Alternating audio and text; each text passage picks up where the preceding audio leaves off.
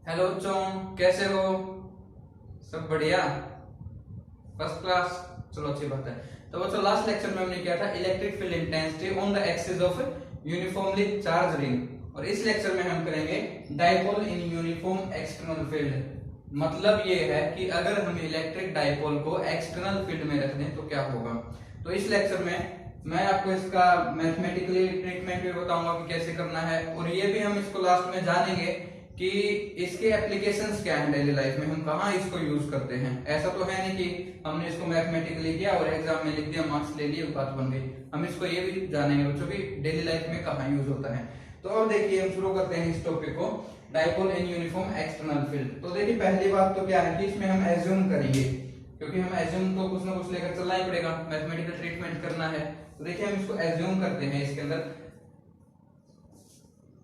Consider dipole. क्या करेंगे बच्चों, हमें कंसीडर एन इलेक्ट्रिक डाइपोल, एक इलेक्ट्रिक डाइपोल लेंगे।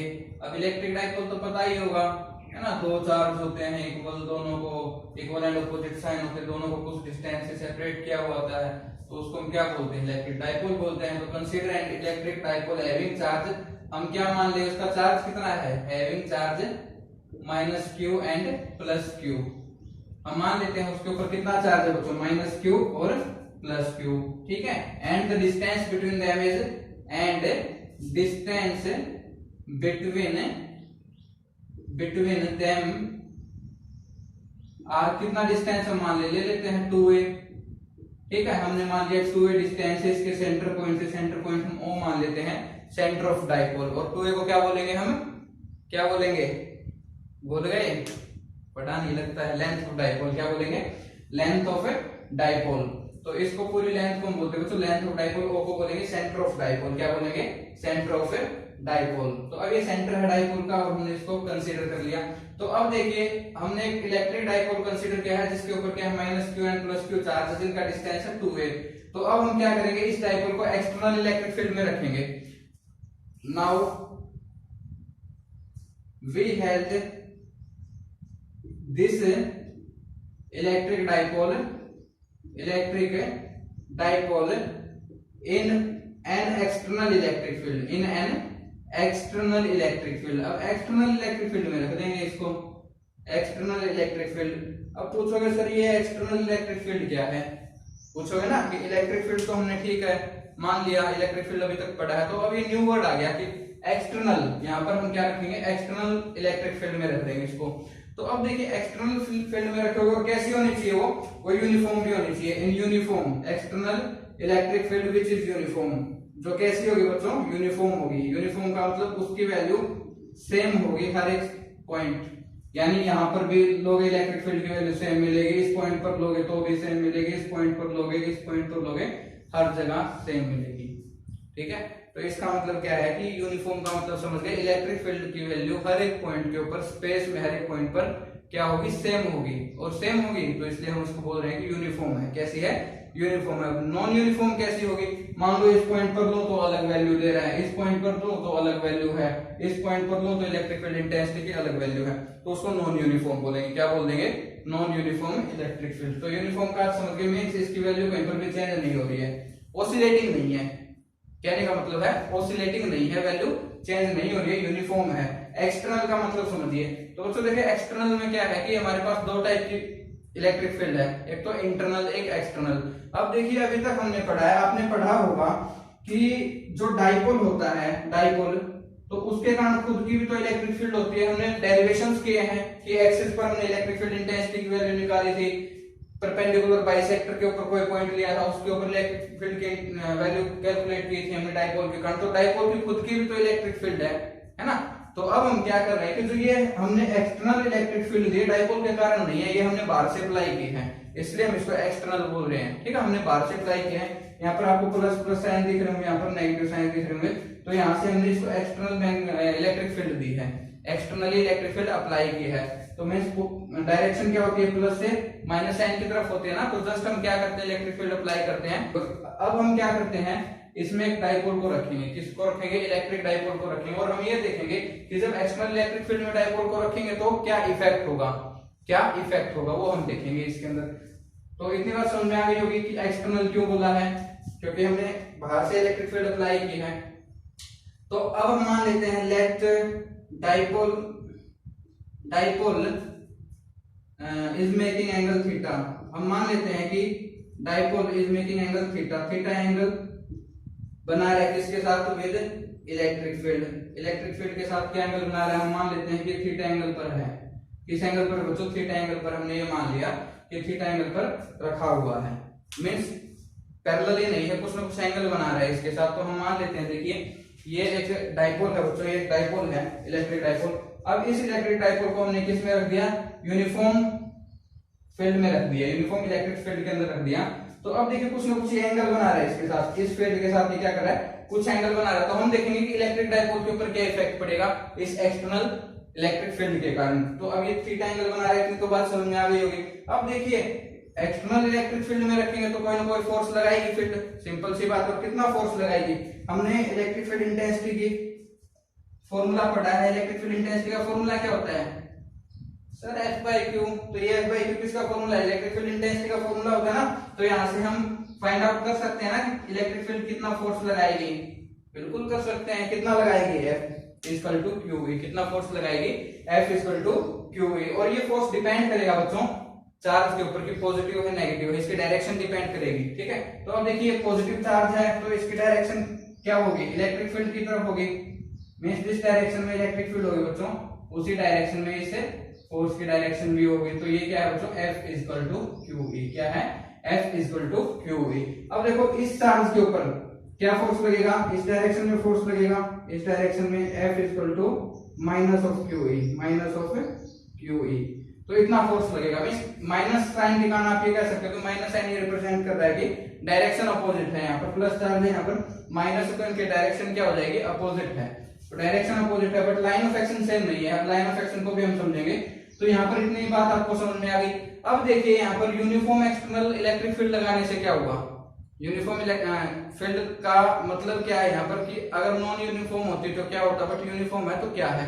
तो देखिए बच्चों ये जो फोर्स है ना, ये किस किस के ऊपर डिपेंड कर रहा है, एक तो चार्ज के ऊपर डिपेंड कर रहा है, दूसरा इलेक्ट्रिक फील्ड के ऊपर डिपेंड कर रहा है। तो देखिए चार्ज की वैल्यू तो फिक्स है, डाइपोल के ऊपर चार्ज की वैल्यू फिक्स है, वो चेंज नहीं होगी। जो हमने एक बार ले लिया वो ले लिया। तो डाइपोल के ऊपर जो चार्ज की वैल्यू फिक्स है। अब ये फोर्स डिपेंड करेगा इलेक्ट्रिक फील्ड इंटेंसिटी के ऊपर, करेगा कि नहीं करेगा। देखो चार्ज तो फिक्स है, अब E के ऊपर डिपेंड कर रहा है। अगर हम E को भी फिक्स कर दें, क्योंकि हमने यहाँ पर क्या किया, यूनिफॉर्म मींस हमने इलेक्ट्रिक फील्ड को भी फिक्स कर दिया, तो मींस हमारे पास फोर्स कैसा हो गया, कांस्टेंट हो गया। फोर्स क्या हो गया, कांस्टेंट हो गया यहाँ पर। तो देखिए F=Q, इस साइड फोर्स लग रहा है, F=-QE, इस साइड फोर्स लग रहा है, मींस दोनों साइड फोर्स की वैल्यू क्या है, इक्वल है, मैग्नीट्यूड क्या है, इक्वल है। तो नेट फोर्स क्या हो जाएगा, 0। नेट फोर्स क्या हो जाएगा, 0। समझ में आया कि नहीं आया। तो देखिए अगर आप नेट फोर्स निकालेंगे बच्चों, नेट फोर्स निकालोगे तो देखिए क्या हो जाएगा, QE-QE, दोनों को ऐड करेंगे ना तो 0। नेट फोर्स क्या हो जाएगा, 0।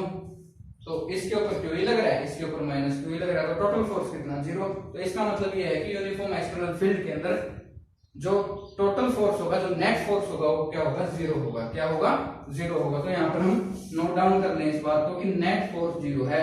क्या है बच्चों, नेट फोर्स 0 है। क्यों, क्योंकि यूनिफॉर्म एक्सटर्नल फील्ड है। अगर यूनिफॉर्म ना होती तो क्या होता है, यूनिफॉर्म नहीं होती तो देखो E की वैल्यू चेंज होती, E की वैल्यू अलग होती ना, इस पॉइंट पर अलग होती, इस पॉइंट पर अलग होती। तो U की वैल्यू E की वैल्यू चेंज होने के कारण यहाँ पर फोर्स अलग लगता है और यहाँ पर फोर्स की वैल्यू अलग होती। तो ये टोटल जो हमारे पास फोर्स आता ना बच्चों, ये 0 नहीं आता, इसकी कोई ना कोई वैल्यू होती। ठीक है, इसकी कोई ना कोई वैल्यू होती। अगर ये electric field intensity non uniform होती, कैसी होती, नॉन यूनिफॉर्म होती।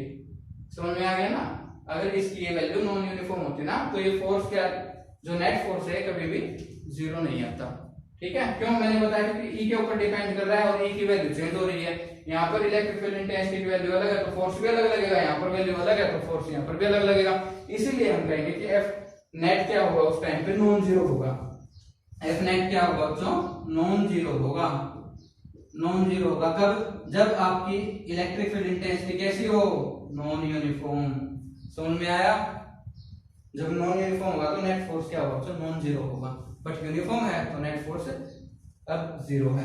तो अब 0 नेट फोर्स होने का मतलब क्या है, यहाँ पर 0 नेट फोर्स होने का मतलब ये है बच्चों कि यहाँ पर किसी टाइप की सेंटर ऑफ मास के अलोंग मोशन नहीं होगी। ठीक है, अब इस बात को समझिए कि नेट फोर्स जीरो होने से हुआ क्या। रब कर दें इसको, नोट डाउन कर लिया होगा, चलो रब कर देते हैं इसको। तो देखिए बच्चों क्या हुआ कि नेट फोर्स अब जीरो है तो किसी साइड इसमें ये जो डाइपोल है ये मूव नहीं करेगा। अब कैसे इसको समझते हैं, देखिए मान लेते हैं कि ये डाइपोल है, डाइपोल है, या फिर आप सिंपली कोई एग्जांपल ले लेते हैं, एक मान लेते हैं बॉक्स है सिंपली, और इस बॉक्स के ऊपर जो फोर्स है बच्चों, फोर्स है नेट फोर्स वो जीरो है, तो अब ये मूव करेगा? बिल्कुल भी मूव नहीं करेगा। क्यों? क्योंकि नेट फोर्स यहाँ पे क्या है, जीरो है। एक तो इसको इस साइड पुश कर रहा है, दूसरा इस साइड पुश कर रहा है, तो दोनों पुश कर रहे हैं इसको, तो नेट फोर्स क्या हो जाएगा, जीरो, तो मूव नहीं करेगा ये। बट अगर हम क्या कर दें, फोर्स की डायरेक्शन को चेंज कर दें, फोर्स की डायरेक्शन को चेंज कर दें, देखिए यहाँ पर लाइन ऑफ एक्शन है ना बच्चों, वो सेम है, लाइन ऑफ एक्शन क्या है, सेम है। ठीक है, अब हम क्या करेंगे, लाइन ऑफ एक्शन भी डिफरेंट कर देते हैं और फोर्स की डायरेक्शन भी हम डिफरेंट कर देते हैं, यहाँ पे चेंज कर देते हैं। तुम एक तो इस साइड आप फोर्स लगाओ, एक इस साइड फोर्स लगाओ, तो लाइन ऑफ एक्शन डिफरेंट हो गया। पीछे एक्सटेंड करोगे तो लाइन नहीं मिलेगी ना, तो इनका लाइन ऑफ एक्शन डिफरेंट है। तो अब क्या होगा, देखो एक फोर्स इस साइड लग रहा है, एक फोर्स इस साइड लग रहा है, तो बॉडी क्या होगी, एक ऊपर की तरफ एक नीचे की तरफ रोटेट हो जाएगी, बॉडी क्या हो जाएगी, रोटेट हो जाएगी। तो इस केस में भी वही होगा, मींस ट्रांसलेशनल मोशन नहीं होगा। क्यों? क्योंकि नेट फोर्स क्या है, जीरो है, बट यहाँ पे बॉडी रोटेट हो सकती है। क्यों हो सकती है? क्योंकि यहाँ पर लाइन ऑफ एक्शन डिफरेंट है, because line of action is different. अब आप लाइन ऑफ एक्शन को समझेंगे, लाइन ऑफ एक्शन क्या है बच्चों, देखिए अगर मान लीजिए एक फोर्स ये है, एक फोर्स ये है, तो अगर मैं इन दोनों को पीछे एक्सटेंड कर दूं, तो अगर दोनों की लाइंस मिल रही हैं तो line of action same, means एक सेम लाइन के लोग काम कर रहे हैं। बट अगर मान लीजिए एक फोर्स आपका ये है, एक फोर्स आपका ये है, अब आप इनके लाइन ऑफ एक्शन देखेंगे तो क्या है, डिफरेंट है। लाइन ऑफ एक्शन क्या है, दोनों फोर्सेस के डिफरेंट है, तो उस केस में बॉडी रोटेट हो सकती है अगर लाइन ऑफ एक्शन डिफरेंट है, तो मींस कपल प्रोड्यूस होगा, टॉर्क प्रोड्यूस होगा। ठीक है, तो वही होगा इसके अंदर भी कि नेट फोर्स तो जीरो है तो ट्रांसलेशनल मोशन तो होगा नहीं, तो यहाँ पे क्या हो सकता है, टॉर्क प्रोड्यूस होगा। क्या होगा, टॉर्क प्रोड्यूस होगा। सुनने की बात तो यही है इसके अंदर बच्चों। थोड़ा सा लेक्चर लेंथी हो सकता है क्योंकि हम स्टेप बाय स्टेप हर एक चीज को समझ रहे हैं। मैं आपको रटवाऊंगा नहीं कि आप इसे रटो, मैं नहीं कहूंगा आपको रटो, मैं आपको हर एक पॉइंट समझाऊंगा और मैं ये आपको कहूंगा कि आप भी हर एक पॉइंट को समझें। ठीक है, तो अब देखिए इसके अंदर क्या हो गया, टॉर्क प्रोड्यूस हो गया बच्चों। क्या हो गया, टॉर्क प्रोड्यूस हो गया इसके अंदर। समझ में आ गई बात? क्यों? Since F net is zero, क्योंकि एफ नेट जीरो है तो therefore there is no motion, there is no translational motion, therefore there is no translational motion। तो कोई ट्रांसलेशनल मोशन तो होगा नहीं यहाँ पे, ट्रांसलेशनल मोशन नहीं होगा। Translation motion along centre of mass, तो सेंटर ऑफ मास जो है इसका बच्चों, उसके अलोंग किसी टाइप का जो है ट्रांसलेशनल मोशन नहीं होगा। But line of action is different. Line of action क्या है बच्चों, डिफरेंट है। Line of action of forces are different है, therefore torque is produced। तो इसलिए क्या होगा, so torque is produced. Torque क्या होगा बच्चों, प्रोड्यूस्ड होगा, यहाँ पे टॉर्क बनेगा। अब टॉर्क कितना प्रोड्यूस होगा वो हम कैलकुलेट करेंगे, टॉर्क कितना प्रोड्यूस होगा वो हम कैलकुलेट करेंगे। टॉर्क का फॉर्मूला क्या होता है, force into the perpendicular distance between the two forces. Means force कितना है और परपेंडिकुलर डिस्टेंस कितना है दो फोर्सेस के बीच का, तो उससे हम क्या कैलकुलेट करेंगे, टॉर्क कैलकुलेट करेंगे। तो परपेंडिकुलर डिस्टेंस कौन सा हो जाएगा, यहां से मैं परपेंडिकुलर डाल देता हूं यहां पर। तो देखिए परपेंडिकुलर हमने यहां पर डाल दिया, इसको हम नाम दे देते हैं, इस पॉइंट को ए, इसको बी और इसको सी। तो इतनी बात समझ में आ गई। हमने क्या कर दिया बच्चों, हमने ड्रॉ किया है AC that is perpendicular on BC। ठीक है, हमने एक पॉइंट ले लिया, उसके ऊपर हमने क्या कर दिया बच्चों, परपेंडिकुलर ड्रॉ किया है। तो इसको आप पॉइंट ले लीजिए, फर्दर D कह लीजिए आप इसको, तो आप यहाँ पे लिख सकते हैं तो बेटर होगा।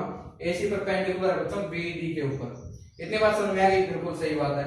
तो अब अगर हमारे पास परपेंडिकुलर डिस्टेंस है तो टॉर्क तो इजीली आ जाएगा, नहीं आ जाएगा, टॉर्क तो इजीली आ जाएगा। अब देखिए टॉर्क जो है लगेगा, ये क्यों लगा है इसका रीजन जानेंगे हम कि ये टॉर्क है, ये क्या वर्क करेगा। तो देखो टॉर्क का साइन क्या होता है, टाउ। क्या होता है, टाउ नहीं है ये टाउ, TAU टाउ, राइट। तो ये टाउ जो है बच्चों, ये क्या होगा, force into arm of couple लिख दें। Arm of couple means perpendicular distance है बच्चों, तो टू फोर्सेस के बीच का, मींस ये दो फोर्सेस हमारे पास, इनके बीच का जो परपेंडिकुलर डिस्टेंस है उसको बोल रहे हैं हम यहाँ पर आर्म ऑफ कपल। तो देखिए फोर्स की वैल्यू तो हमें पता है, ठीक है, फोर्स की वैल्यू तो हम पुट कर देंगे। आर्म ऑफ कपल क्या है यहाँ पर, AC। आर्म ऑफ कपल की वैल्यू क्या है यहाँ पर, AC से डिनोट कर रहे हैं हम। AC को क्या हम फाइंड आउट नहीं कर सकते यहाँ से? देखिए अगर ये हमारे पास थीटा एंगल है तो ये एंगल भी तो थीटा होगा, नहीं होगा? बिल्कुल होगा। कौन सा एंगल होगा ये बताओ, 9th 10th में क्या होगा, कौन सा एंगल है ये? अल्टरनेट इंटीरियर एंगल है, नहीं है? दो पैरेलल लाइन है बच्चों, एक ये हमारे पास ट्रांसवर्स लाइन है। अब हम कह रहे हैं कि ये एंगल थीटा है तो ये एंगल भी तो थीटा होगा, इसका तो सेम नहीं है ये, तो वही तो है अल्टरनेट इंटीरियर एंगल है। दो पैरेलल लाइन है, उसके बीच में ट्रांसवर्स लाइन है, तो एक एंगल थीटा है तो अल्टरनेट इंटीरियर एंगल भी सेम होगा। तो AC है, हम फाइंड आउट कर सकते हैं ट्रायंगल, परपेंडिकुलर ट्रायंगल ACB से, ठीक है? तो राइट एंगल ट्रायंगल है ACB, तो इससे हम क्या करेंगे, वैल्यू फाइंड आउट करेंगे AC की। कैसे? AC डिवाइड बाय AB किसके इक्वल हो जाएगा, साइन थीटा के। ये क्या है बच्चों, परपेंडिकुलर, ये परपेंडिकुलर है और ये हाइपोटेन्यूज है। परपेंडिकुलर बाय हाइपोटेन्यूज क्या होता है, साइन थीटा होता है, पढ़ा हुआ ना? तो अब जान गए कि थीटा कहां पर काम आते हैं। सब पूछते हैं सर डेली लाइफ में थीटा कहां पर काम आते हैं, इनको कैलकुलेट करने में काम आते हैं बच्चों। और इनको जब हम कैलकुलेट कर लेते हैं तो इनका यूज सीधा डायरेक्ट एप्लीकेशन इनकी हमारी डेली लाइफ में होंगे, जो हम डिस्कस भी करेंगे। ऐसा नहीं है कि सिर्फ हम मैथमेटिकल करेंगे इसको प्रूव और छोड़ देंगे, नहीं, इसको समझेंगे। तो देखिए बच्चों यहाँ पर हम सिंपली एक तो हमने परमानेंट डाइपोल लिया है। अब यहाँ पर हमने एक परमानेंट डाइपोल लिया है, यहाँ पर और क्या हो सकता है, वाटर का मॉलिक्यूल हो सकता है। डेली लाइफ की हम बात कर ले यहाँ पर थोड़ी सी, कि यहाँ पर तो मैंने एक सिर्फ रोड टाइप में दिखा दी कि एक रोड है इलेक्ट्रिक डाइपोल, तो रोड नहीं है। डेली लाइफ में तो ऐसा नहीं है कि हमने रोड रख दिया इलेक्ट्रिक एक्सटर्नल इलेक्ट्रिक फील्ड में, ऐसा नहीं हुआ। वाटर मॉलिक्यूल है मान लो। अब हम इस टॉपिक से ये जानना चाह रहे हैं कि अगर वाटर मॉलिक्यूल को एक्सटर्नल इलेक्ट्रिक फील्ड में रख दे तो क्या होगा, या फिर HCl उसका भी परमानेंट डाइपोल मूवमेंट होता है 1.82 डीबे के अंदर मेजर करते हैं, वाटर का 1.85 डीबे होता है। तो अब हम इनको HCl को या फिर H2O को हम इलेक्ट्रिक फील्ड में रख दे, एक्सटर्नल इलेक्ट्रिक फील्ड में, और जो कि यूनिफॉर्म होंगे तो क्या होगा, वो हम इस टॉपिक के अंदर पढ़ रहे हैं कि उन मॉलिक्यूल्स के साथ क्या होगा। तो हम सिर्फ यहाँ पर क्या मान रहे हैं कि परमानेंट डाइपोल हमने माना है। परमानेंट क्यों? क्योंकि इसका जो है एक्सटर्नल इलेक्ट्रिक फील्ड नहीं थी तो भी इसका डाइपोल मोमेंट होगा। परमानेंट का मतलब ये है, इंड्यूस नहीं है, परमानेंट है। अगर इलेक्ट्रिक फील्ड हटा दोगे तो भी इसका डाइपोल मोमेंट रहेगा। तो उसको हम देखेंगे कि वाटर मॉलिक्यूल को एक्सटर्नल इलेक्ट्रिक फील्ड में रख दें, HCl को इलेक्ट्रिक फील्ड में रख दें तो क्या होगा। मींस ऐसे मॉलिक्यूल्स जिनका परमानेंट डाइपोल मोमेंट है और उनको हम क्या कर दें, एक्सटर्नल फील्ड में रख दें तो क्या होगा, वो हम इस टॉपिक से जानेंगे। ठीक है, तो अब समझ में आ गया होगा ना क्यों कर रहे हैं हम। चलो देखते हैं आगे। तो यहाँ से क्या होगा, AC की वैल्यू फाइंड आउट कर सकते हैं ना। क्या होगा AC की वैल्यू, AB sin थीटा, बिल्कुल सही बात है जी, AB sin थीटा। और AB की वैल्यू तो हमें मालूम है, कितनी है, 2a है। AB की वैल्यू तो हमें मालूम है, तो AC की वैल्यू बच्चों हमें पता चल गई ना, 2a sin थीटा। क्या आ गई यहाँ पर, AC की वैल्यू 2a sin थीटा। तो जस्ट यहाँ पर पुट करेंगे, टॉर्क की वैल्यू आ जाएगी कि टॉर्क कितना लगा। फिर हम उसकी डायरेक्शन भी देख लेंगे, भाई डायरेक्शन क्या है इसकी। तो यहां से रब कर देते हैं इसको। समझ रहे हो कि नहीं समझ रहे? देखो इसको समझना भी है, एग्जाम के पॉइंट ऑफ व्यू से भी इंपोर्टेंट है, बट वैसे भी समझना है। इसको रटना नहीं है, रटने का इसमें कुछ है नहीं, रटने का कुछ है नहीं इसके अंदर। तो देखिए टॉर्क की वैल्यू क्या आ गई बच्चों, यहाँ पे फोर्स की वैल्यू क्या है, Q इंटू E, बिल्कुल सही बात है। और तो इसकी वैल्यू कितनी है, 2a sin थीटा। तो वैल्यू कितनी होगी देखो यहाँ पे। अब Q और 2a, इसको हम क्या लिख सकते हैं, सर मैं तो पढ़ा ही नहीं, पिछला लेक्चर है ना, यही बोलोगे कि हमने तो देखा ही नहीं पिछला लेक्चर है। कुछ तो मालूम होगा, है ना, कुछ तो ध्यान होगा कि इसको हम क्या लिख सकते हैं बच्चों। थोड़ा सा सोचो जरा, अगर पिछले लेक्चर आपने देखे हो या पढ़ा हो तो Q इंटू 2a क्या है, डाइपोल मोमेंट नहीं है, दिमाग से कराया कुछ चलो सही है, घूमना चाहिए ना, कुछ ना कुछ तो चलना चाहिए। तो ये क्या है बच्चों, डाइपोल मोमेंट है। क्या है ये, डाइपोल मोमेंट है। तो ये वैल्यू आ गई इसकी। अब देखिए ये तो स्केलर फॉर्म में, वेक्टर फॉर्म में कैसे लिखेंगे, टॉर्क को हम क्या लिख देंगे, P क्रॉस A, क्योंकि साइन थीटा है ना, और साइन थीटा है तो हम इसको इस फॉर्म में लिख सकते हैं। तो ये फाइनल रिजल्ट आ गया हमारा। अब आप बोलोगे सर आपने E क्रॉस P क्यों नहीं लिखा, इसको बताऊंगा कि राइट फॉर्म कौन सी है, वो हम यहाँ से देखेंगे कि राइट फॉर्म कौन सी है, ये भी हम देखेंगे। तो देखिए पहले हम देखेंगे कि टॉर्क की डायरेक्शन क्या है, टॉर्क की डायरेक्शन क्या है। तो अब देखिए डाइपोल किस ये जो डाइपोल है किस डायरेक्शन में रोटेट हुआ है। तो देखो ऊपर की तरफ फोर्स लग रहा है, नीचे की तरफ फोर्स लग रहा है, हम इसके थ्रू समझते हैं इसको। देखिए ये जो डाइपोल है ना वो टॉर्क प्रोड्यूस होने का मतलब रोटेट होगा, एक टाइप से क्या होगा, रोटेट होगा। क्यों? क्योंकि ट्रांसलेशनल मोशन तो हो नहीं सकता इसके अंदर। क्यों नहीं हो सकता? क्योंकि नेट फोर्स 0 है, तो ना तो ये इधर आएगा ना उधर आएगा, तो ये क्या होगा, घूमेगा, रोटेट हो जाएगा। क्या हो जाएगा? अपनी पोजीशन से रोटेट होएगा ये ऐसे टॉर्क। तो एक फोर्स तो इस पॉइंट पर तो F इक्वल टू क्यू लग रहा है और इस पॉइंट पर F equal to minus q, तो ये क्या होगा, बच्चों रोटेट होएगा। ये बात समझ में आ गई? तो ये ऐसे है ना, ऐसे। तो एक तो फोर्स ऊपर की तरफ, तो ऊपर की तरफ फोर्स है, तो एक इसके तरफ नीचे की तरफ लग रहा है, तो ये क्या होएगा, रोटेट नहीं होएगा, ये क्या होएगा, रोटेट होएगा बच्चों। बात समझ में आ गई? और किस डायरेक्शन में रोटेट हो रहा है ये, क्लॉकवाइज या एंटी क्लॉकवाइज? तो देखिए एंटी क्लॉकवाइज, एंटी क्लॉकवाइज, तो रोटेट हो रहा है। बात समझ में आ गई? तो ये फोर्स क्या कर रहा है, इसको एंटी क्लॉकवाइज डायरेक्शन में रोटेट कर रहा है। तो ये फोर्स क्या कर रहा है, टॉर्क जो प्रोड्यूस हुआ है किस डायरेक्शन में हुआ, तो एक फोर्स ऊपर की तरफ या नीचे की तरफ, एंटी क्लॉकवाइज डायरेक्शन। तो डायरेक्शन क्या हुई, एंटी क्लॉकवाइज। अब देखते हैं हम कि P की डायरेक्शन क्या है, तो नेगेटिव टू पॉजिटिव होती है, तो ये तो P की डायरेक्शन है, ये P की डायरेक्शन है। इलेक्ट्रिक फील्ड की डायरेक्शन क्या है, ऊपर की तरफ है। तो हम मान लेते हैं कि हमने क्या कर रखा है यहाँ पे, हम मान रखे ना कि मान लो P है ये, और इसने इलेक्ट्रिक फील्ड के साथ कुछ ना कुछ एंगल बना रखा है, दैट इज थीटा। तो ये इलेक्ट्रिक फील्ड है। तो अब देखो P से E की तरफ जाए हम, P से E की तरफ, मींस ये P से E की तरफ, P से E की तरफ जाओ, तो ये सेम डायरेक्शन नहीं आ गई एंटी क्लॉकवाइज P से E की तरफ। अगर E से P की तरफ आ गए तो क्या आएगी डायरेक्शन, क्लॉकवाइज, तो मैच नहीं करेगी ना, तो इसलिए E cross P correct form नहीं है, P cross E correct form है। क्यों? क्योंकि आप डायरेक्शन यहां से देखो कि हमारा डाइपोल किस डायरेक्शन में घुमा है, एंटी क्लॉकवाइज, तो यहां से P cross E anti clockwise है, राइट। तो P क्रॉस E क्या हो जाएगी, करेक्ट फॉर्म होगी इसकी। बात समझ में आ गई? हमने डायरेक्शन यहां से मैच कर लिया और P क्रॉस E क्या है। तो आप राइट हैंड थंब रूल से इसको फाइंड आउट कर सकते हैं। डायरेक्शन क्या होगी टॉर्क की, राइट हैंड थंब रूल से देखिए। राइट हैंड थंब रूल क्या कहता है, अगर बॉडी मान लो एंटी क्लॉकवाइज रोटेट होगी यहाँ पे, ठीक है, तो जो थंब होगा वो डायरेक्शन देगा टॉर्क की। इस टाइम पे डायरेक्शन किसकी देगा, टॉर्क की देगा। तो इसको हम कई जगह अप्लाई करेंगे, राइट हैंड थंब रूल को मैग्नेटिक फील्ड के अंदर भी हम इसको अप्लाई करेंगे। तो देखिए अब इसको P से E की तरफ लेना, पहले क्या है P, ये तो P की तरफ करो, और E क्या है, ऊपर की तरफ है ना बच्चों, तो P से ऊपर की तरफ रोटेट करो। तो ये अंगूठा क्या है, बाहर की तरफ है, मींस प्लेन के आउटवर्ड है, आउट ऑफ प्लेन है, परपेंडिकुलर है प्लेन के। अगर ये बोर्ड प्लेन है ना, तो अंगूठा क्या है, प्लेन के बाहर की तरफ नहीं है, तो ये डायरेक्शन किसकी रिप्रेजेंट कर रहा है, टॉर्क की। तो ये अंगूठा बच्चों टॉर्क की डायरेक्शन को रिप्रेजेंट कर रहा है, P cross E, means P से E की तरफ जाओ, तो अंगूठा क्या है, बाहर की तरफ नहीं आ रहा, बाहर की तरफ आ रहा है, तो डायरेक्शन क्या हो जाएगी टॉर्क की यहाँ पे। तो डायरेक्शन लिख सकते हैं ना, क्योंकि टॉर्क क्या है, वेक्टर क्वांटिटी है, तो डायरेक्शन होगी इसकी। तो यहाँ पर जो टॉर्क होगा बच्चों क्या होगा, उसकी direction, the direction of torque, the direction of torque is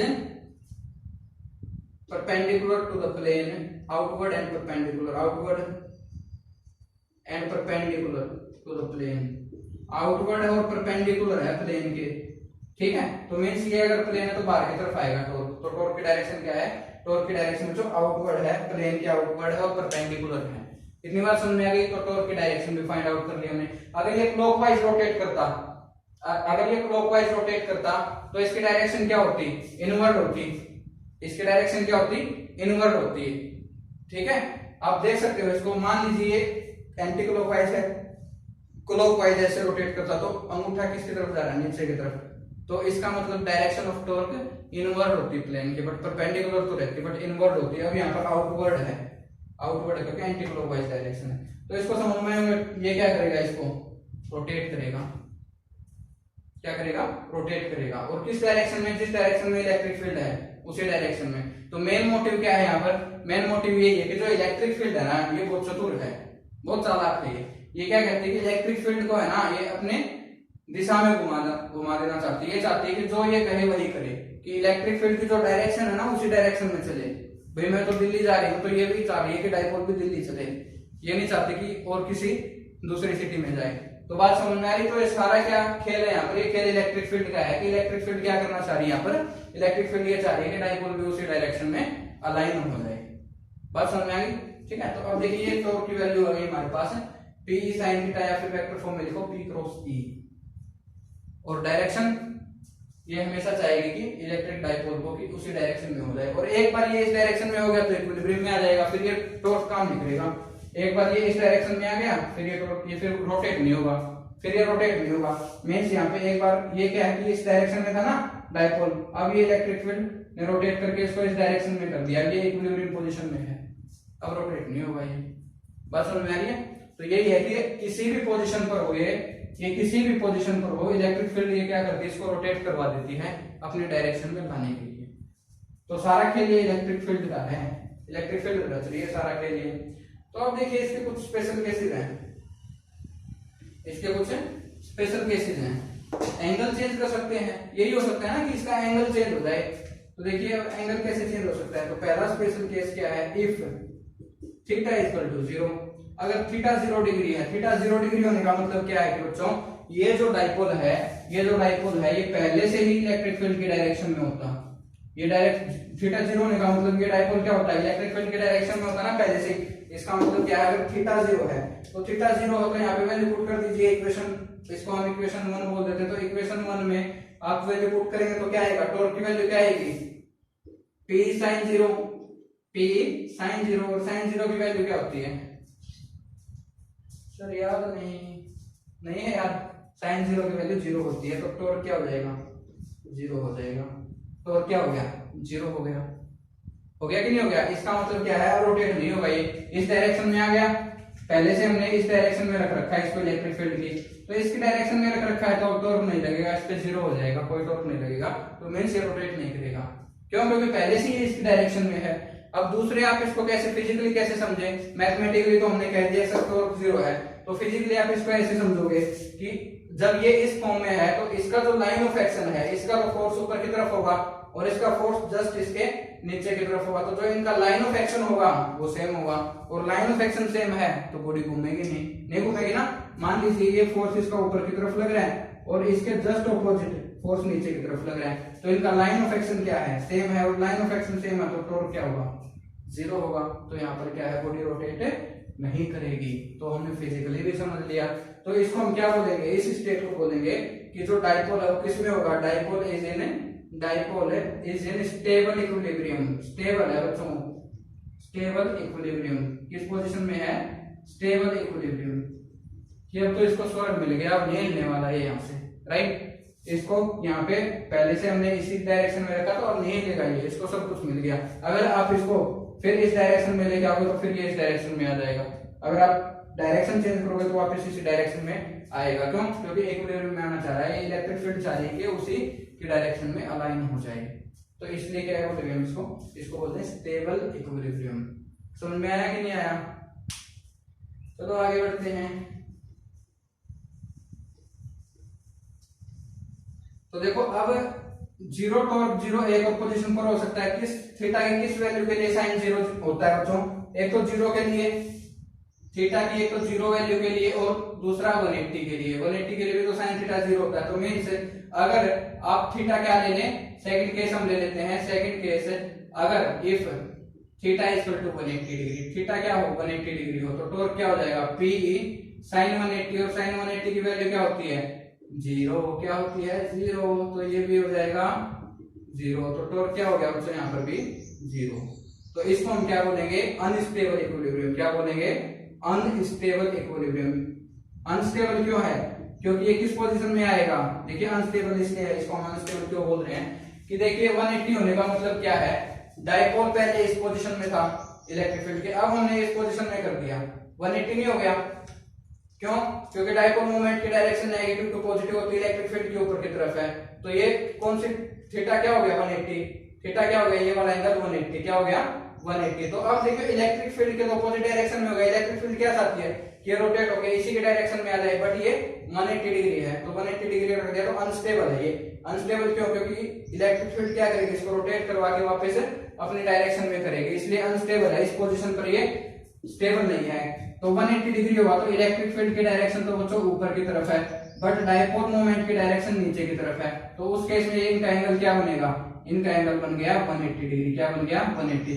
तो अब ये देखिए अनस्टेबल है, क्यों, क्योंकि इलेक्ट्रिक फील्ड की तो अपोजिट डायरेक्शन हो गई, बट ये क्या चाह रही है कि डाइपोल मोमेंट की डायरेक्शन क्या हो, सेम डायरेक्शन हो, तो इसी डायरेक्शन में अलाइन करेगी ना ये, तो ये 180 डिग्री तो अपोजिट है, तो ये अनस्टेबल है। ये क्या करेगी, इसको वापस रोटेट करवा के इसी डायरेक्शन में लेकर आएगी। ठीक है। तो यहाँ पर भी टॉर्क क्या है बच्चों, जीरो है, टॉर्क क्या है, जीरो है इस पोजीशन में भी, बट ये अनस्टेबल इक्विलिब्रियम है, ठीक है। यहाँ पर ज्यादा टाइम तक रुकने वाला नहीं है डायपोल, अनस्टेबल है। तो अब देखिए मैक्सिमम वैल्यू क्या होगी, मैक्सिमम वैल्यू क्या होगी टॉर्क की, थर्ड है बच्चों, अगर थीटा 90 डिग्री हो तो मैक्सिमम वैल्यू नहीं हो जाएगी, इफ थीटा इज 90 डिग्री, क्यों, क्योंकि मैक्सिमम वैल्यू क्या होगी, sin 90 पर ही तो होगी, कितनी, 1। तो अब देखिए टॉर्क की वैल्यू क्या हो जाएगी, P is sin 90, अब P is sin 90, sin 90 की वैल्यू 1 है, तो मैक्सिमम वैल्यू टॉर्क की क्या हो जाएगी, P। तो मैक्सिमम वैल्यू क्या है, P। और कब होगी मैक्सिमम वैल्यू, जब ये थीटा क्या हो, 90 डिग्री हो, जब ये थीटा क्या हो, 90 डिग्री हो, इस इलेक्ट्रिक फील्ड के साथ कैसा एंगल बनाए, 90 डिग्री, तो उस केस में मैक्सिमम टॉर्क लगेगा, उस केस में मैक्सिमम टॉर्क लगेगा।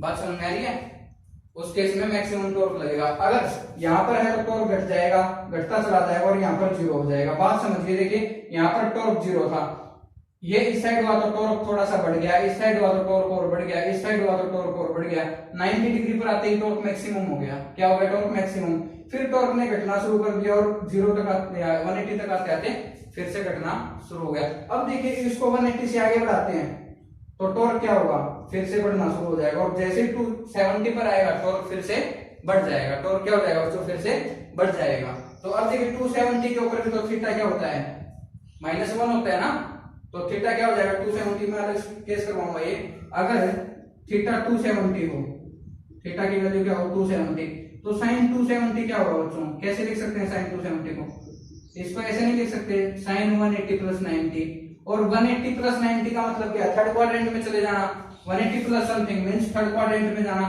ये क्वाड्रेंट कितने का होता है, 0 से 90, ये 90 से 180 और ये 180 से 270, तो थर्ड क्वाड्रेंट में आएगा, और थर्ड क्वाड्रेंट में साइन कैसा होता है, नेगेटिव, तो sin 90 हो गया, और sin 90 की वैल्यू 1 होती है, तो बाहर माइनस है तो -1 वैल्यू हो गई इसकी।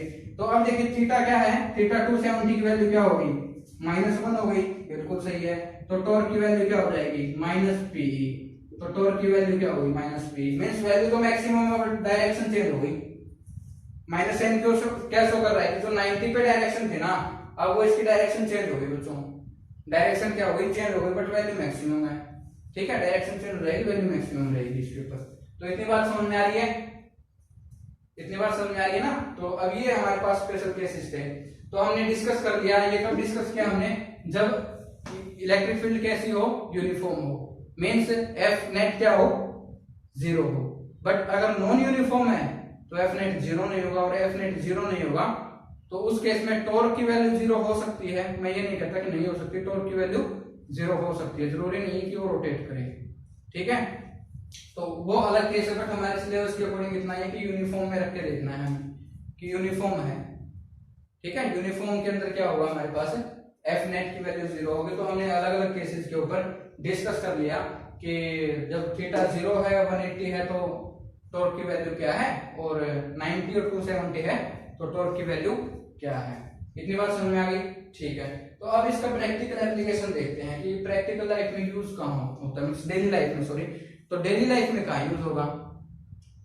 तो मैंने कहा कि ये डाइपोल है एक, जो परमानेंट डाइपोल है, तो एक स्ट्रेट रोड तो है नहीं, डेली लाइफ में जो मॉलिक्यूल्स हैं वो कैसे होते हैं, उनकी कोई ना कोई स्ट्रक्चर होती है, H2O है, उसकी कोई ना कोई स्ट्रक्चर होगी, होगी कि नहीं होगी, बिल्कुल होगी। तो देखिए प्रैक्टिकल जो इसकी प्रैक्टिकल यूज क्या है, इसका एप्लीकेशन क्या है, तो देखिए H2O की शेप बना देते हैं पहले। H2O जो मॉलिक्यूल है बच्चों, ये बड़ा सा जो पेट वाला है, ये ऑक्सीजन है, इसको ज्यादा भूख लगी रहती है इलेक्ट्रॉन की, ये चाहता है कि जितने ज्यादा इलेक्ट्रॉन मिल जाए उतना अच्छा है, ये 8 इलेक्ट्रॉन चाह रहे हैं ना।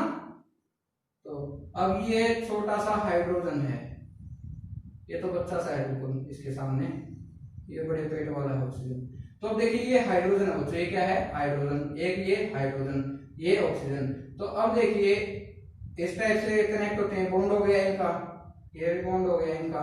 तो अब देखिए बच्चों ये ऑक्सीजन है, ऑक्सीजन के ऊपर कैसा चार्ज है, 2 नेगेटिव, इसके ऊपर एक हाइड्रोजन है तो 1 पॉजिटिव, 2 है तो 2 पॉजिटिव, तो ओवरऑल न्यूट्रल हो गया, ओवरऑल क्या हो गया, न्यूट्रल हो गया। यहाँ पर भी क्या लग रहा है, law of conservation of charge है ना, चार्ज क्या है यहाँ पर, कंजर्व है, मॉलिक्यूल न्यूट्रल है ना, चार्ज क्या है यहाँ पर, कंजर्व है, ठीक है। तो जैसे हमने शुरू के लेक्चर्स में पढ़ा था। अब देखिए इसमें डाइपोल मोमेंट की वैल्यू क्या होगी, क्योंकि यहाँ पर नेगेटिव पॉजिटिव है ना, ये पॉजिटिव चार्ज है 2 प्लस ये 2 नेगेटिव, चार्ज है, और डाइपोल के अंदर क्या होता है, इक्वल एंड अपोजिट चार्ज होते हैं और कुछ डिस्टेंस से सेपरेट होते हैं। तो इसमें जो है डाइपोल मोमेंट की डायरेक्शन ये होगी बच्चों। तो देखिए H2 का मॉलिक्यूल है, इसमें डाइपोल मोमेंट की कोई ना कोई डायरेक्शन होगी, तो डाइपोल मोमेंट की डायरेक्शन इस अलॉन्ग हो जाएगी। ये H2 मॉलिक्यूल था। अब देखिए इस H2 मॉलिक्यूल को हम एक्सटर्नल फील्ड में रख दें तो क्या होगा, एक्सटर्नल फील्ड में रख दें तो क्या होगा, अगर वो एक्सटर्नल फील्ड कैसी है, यूनिफॉर्म है, तो ये मॉलिक्यूल क्या करेगा, रोटेट करेगा। क्या करेगा, रोटेट करेगा। जैसे डाइपोल रोटेट किया, ये मॉलिक्यूल भी क्या करेगा, रोटेट करेगा। कैसे रोटेट करेगा, क्योंकि इसमें डायरेक्शन क्या थी, पी की डायरेक्शन ये थी, और ई मान लीजिए ई क्या है, ऊपर की तरफ है, तो ये मॉलिक्यूल क्या हो जाएगा, तो रोटेट कर जाएगा, पूरा का पूरा मॉलिक्यूल क्या हो जाएगा, रोटेट कर जाएगा। तो ये ऑक्सीजन था ना, हाइड्रोजन यहाँ पर था, और हमने कहा था भाई पी की वैल्यू ये है, तो ये अब क्या हो जाएगा, ये मॉलिक्यूल रोटेट होकर क्या हो जाएगा, इलेक्ट्रिक फील्ड के अंदर, यहाँ पर ऑक्सीजन, यहाँ पर हाइड्रोजन, और यहाँ पर भी हाइड्रोजन है, तो डाइपोल मोमेंट इस डायरेक्शन में आने की कोशिश करेगा इलेक्ट्रिक फील्ड की डायरेक्शन में, तो पूरा मॉलिक्यूल रोटेट हो जाएगा। तो ये एप्लीकेशन है इसकी। अब देखिए मॉलिक्यूल पूरा रोटेट कर रहा है, तो इसका यूज हम कहाँ करते हैं, आपने डेली लाइफ में माइक्रोवेव ओवन सुना होगा, नाम है सुना है, यूज भी किया होगा काफी बार, माइक्रोवेव ओवन, जिसमें हम क्या करते हैं, माइक्रोवेव्स कुछ पर्टिकुलर फ्रीक्वेंसी की हम देते हैं, उससे क्या करते हैं, हमारे फूड को गर्म करते हैं, हीट देके उसको गर्म कर लेते हैं जल्दी, है ना। आप पेटीज खाते हो दुकान पे, समोसा खाते हो, कहते हो ओवन में रख दो, फटाफट क्या हो जाएगा, गर्म हो जाएगा कि नहीं हो जाएगा। तो कैसे, इसका फिनोमिना कुछ न कुछ यहाँ से अटैच है, उसको हम यहाँ से समझने की कोशिश करते हैं। तो जो माइक्रोवेव ओवन होता है ना बच्चों, उसमें वो फूड जल्दी गर्म होता है जिसका परमानेंट डाइपोल मोमेंट होता है, और जितना डाइपोल मोमेंट होगा उतना जल्दी गर्म होगा। मीन्स वो फूड जिसके अंदर वाटर मॉलिक्यूल्स हैं वो जल्दी गर्म होते हैं, एज कंपेयर टू जिसके अंदर फैट है या शुगर है। फैट और शुगर वाले भी गर्म होंगे, बट वाटर मॉलिक्यूल्स जिसके अंदर ज्यादा है वो जल्दी गर्म होगा, क्योंकि उसका डाइपोल मोमेंट क्या होता है, ज्यादा होता है। और जो टॉर्क है, टॉर्क किसके ऊपर डिपेंड कर रहा है, डाइपोल मोमेंट के ऊपर डिपेंड नहीं कर रहा। टॉर्क का मैग्नीट्यूड किसके ऊपर डिपेंड कर रहा है, डाइपोल मोमेंट के ऊपर डिपेंड कर रहा है। अगर इसको ई को हम कांस्टेंट कर दे तो पी के ऊपर डिपेंड कर रहा है, जितना ज्यादा डाइपोल मोमेंट होगा उतना ही टॉर्क ज्यादा प्रोड्यूस होगा। अब देखिए माइक्रोवेव ओवन काम कैसे करता है। तो बच्चों जिस मान लो फूड गर्म करना है, हमें कोई भोजन है उसको गर्म करना है, उसके अंदर वाटर मॉलिक्यूल्स होंगे। अब वाटर मॉलिक्यूल्स हैं तो हम बाहर से क्या करेंगे, इलेक्ट्रिक फील्ड अप्लाई करेंगे। इलेक्ट्रिक फील्ड कैसे, हम तार लगाते हैं, स्विच ऑन किया, 220 वोल्ट का वोल्टेज हमने दिया, उसको कुछ ना कुछ करंट फ्लो कर रहा, तो हमने क्या दे दिया उसको, एक्सटर्नल फील्ड दे दी। क्या दे दी, एक्सटर्नल फील्ड दे दी। अब उस एक्सटर्नल फील्ड में क्या होगा, जो वाटर मॉलिक्यूल्स होते हैं फूड के अंदर वो रोटेट होंगे, किस डायरेक्शन में जाने की कोशिश करेंगे, जिस डायरेक्शन, जो डायरेक्शन इलेक्ट्रिक फील्ड की है। अब यहाँ पर बात क्या है कि इलेक्ट्रिक फील्ड जो है ना वो ओसिलेटिंग है। कैसी है, ओसिलेटिंग है, मींस यूनिफॉर्म नहीं है, ओसिलेटिंग इलेक्ट्रिक फील्ड है। कैसी है, ओसिलेटिंग इलेक्ट्रिक फील्ड है, यूनिफॉर्म नहीं है, मींस उसकी वैल्यू कंटिन्यू चेंज हो रही है। क्या हो रही है, कंटिन्यू चेंज हो रही है, कभी कम कभी ज्यादा, कभी कम कभी ज्यादा, कभी कम कभी ज्यादा, कंटिन्यू चेंज हो रही है, हर एक पॉइंट पर अलग वैल्यू दे रहा है। तो अब देखिए एक टाइम में मान लीजिए इलेक्ट्रिक फील्ड की डायरेक्शन ये है, तो वाटर मॉलिक्यूल क्या करेगा, इसी डायरेक्शन में आ गया, बट अगले ही सेकंड क्या हो गया, इलेक्ट्रिक फील्ड की डायरेक्शन ये है तो वाटर मॉलिक्यूल इस डायरेक्शन में आएगा। मींस जैसे इलेक्ट्रिक फील्ड की डायरेक्शन चेंज हो रही है तो रोटेशन है मॉलिक्यूल की वो भी चेंज होगी। मींस कभी यहाँ पर आ रहा है, कभी यहाँ पर, कभी यहाँ पर, कभी यहाँ पर, ऐसे वाटर मॉलिक्यूल की भी तो रोटेशन चेंज होगी। तो जैसे ही मॉलिक्यूल क्या करते हैं बच्चों, रोटेट होते हैं, तो क्या होंगे, दूसरे मॉलिक्यूल से टकराएंगे, तो उससे क्या होगा, थर्मल एनर्जी ट्रांसफर होगी। उससे क्या होगा, थर्मल एनर्जी ट्रांसफर होगी। वो कहां ट्रांसफर होगी, फूड के अंदर। तो मींस इलेक्ट्रिक फील्ड के थ्रू हमने एनर्जी दी थी, एनर्जी से क्या हुआ, मॉलिक्यूल्स रोटेट हुए, और रोटेट होने से थर्मल एनर्जी प्रोड्यूस हुई, क्योंकि डायरेक्ट वो क्या हो रहा है, कोलिजन हो रहा है उनके बीच में, रोटेशन हो रही है, उससे कोलिजन हो रहा है, तो उससे क्या हो रहा है, फूड हमारा गर्म हो रहा है। तो इस टाइप से माइक्रोवेव ओवन काम करता है। तो जो ये कंसेप्ट है हमने कहाँ पे अप्लाई किया, माइक्रोवेव ओवन के अंदर अप्लाई किया। तो आई थिंक आप अब तो समझ ही गए होंगे, है ना, कि इलेक्ट्रिक फील्ड, इलेक्ट्रिक डाइपोल को एक्सटर्नल फील्ड में रख दे यूनिफॉर्म, तो क्या होता है, तो क्या होगा, डाइपोल रोटेट होने लग जाएगा। कहाँ पर मैक्सिमम है, कहाँ पर मिनिमम वैल्यू है, वो हमने यहाँ पर जान ली। तो आज के लिए इतना ही। बाकी नेक्स्ट लेक्चर में हम इस चैप्टर से इलेक्ट्रिक फील्ड से रिलेटेड न्यूमेरिकल्स करेंगे। तो अभी तक आपने, अगर पहली बार इस चैनल पर आए हो तो इसे लाइक कीजिए, शेयर कीजिए और सब्सक्राइब कीजिए। और अगर आपको पहले वाले लेक्चर देखने तो डिस्क्रिप्शन में आपको लिंक मिलेगा। और इस चैनल पर मैं कोशिश करता हूँ कि मॉडल्स के थ्रू समझाऊंगा आपको, और जो एक्सपेरिमेंट घर पे पॉसिबल है, लैब के अंदर पॉसिबल है, तो मैं एक्सपेरिमेंट के थ्रू आपको समझाऊंगा। बट जो पॉसिबल नहीं है तो मैं मॉडल्स के थ्रू आपको समझाऊंगा। थर्माकोल शीट है या फिर चार्ट है, उसके थ्रू मैं कोशिश करूंगा आपको समझाने की, ताकि टॉपिक को हम जो है थोड़ा सा अंडरस्टैंड कर सके, रटने की बजाय उसको समझ सके। तो एग्जाम के पॉइंट ऑफ व्यू से जो है यहाँ पर करवाया जाएगा, इम्पोर्टेंट है। वैसे तो टॉपिक सारे कवर किए जाएंगे, बट मैं कोशिश करूंगा कि जैसे एग्जाम में आप अटेम्प्ट करते हो वैसे ही मैं बोर्ड पर भी अटेम्प्ट करूं। ठीक है, तो आज के लिए इतना ही, मिलते हैं नेक्स्ट लेक्चर में। Thank you.